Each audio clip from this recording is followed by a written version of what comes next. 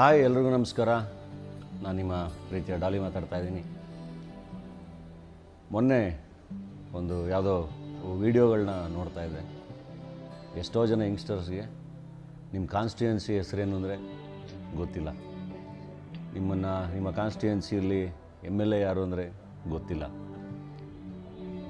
Politics ಸಂಬಂಧನೇ ಇಲ್ಲ.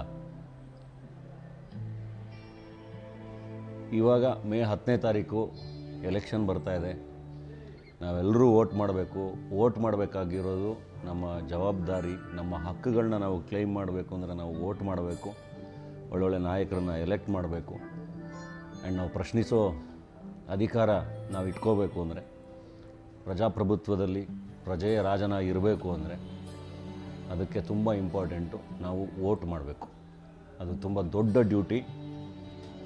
ಯಾರ್ಯಾರು ಇನ್ನೂ ವೋಟಿಂಗ್ ಲಿಸ್ಟಲ್ಲಿ ಎನ್ರೋಲ್ ಮಾಡ್ಕೊಂಡಿಲ್ವೋ ಎಲ್ಲರೂ ಎನ್ರೋಲ್ ಮಾಡ್ಕೊಳ್ಳಿ.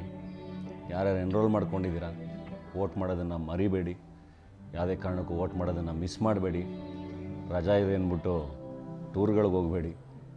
ನಿಮ್ಮ ಊರುಗಳಿಗೆ ಹೋಗಿ. ಎಲ್ಲೆಲ್ಲಿ ವೋಟ್ ಇರುತ್ತೆ ಅಲ್ಲಿ ನಿಮ್ಮ ಊರುಗಳಿಗೆ ಹೋಗಿ. ನಾನು ನಮ್ಮೂರಿಗೆ ಹೋಗ್ಬಿಟ್ಟು ವೋಟ್ ಮಾಡ್ತೀನಿ. ಸೊ ತುಂಬ ಇಂಪಾರ್ಟೆಂಟು. ಮೇ 10ನೇ ತಾರೀಕು ಎಲ್ಲರೂ ಮಿಸ್ ಮಾಡದೆ ವೋಟ್ ಮಾಡಿ.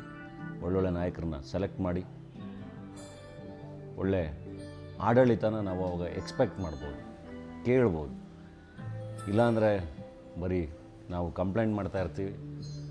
ವ್ಯವಸ್ಥೆ ಹೆಂಗಿರುತ್ತೆ ಅದು ಹಂಗೆ ಇರುತ್ತೆ.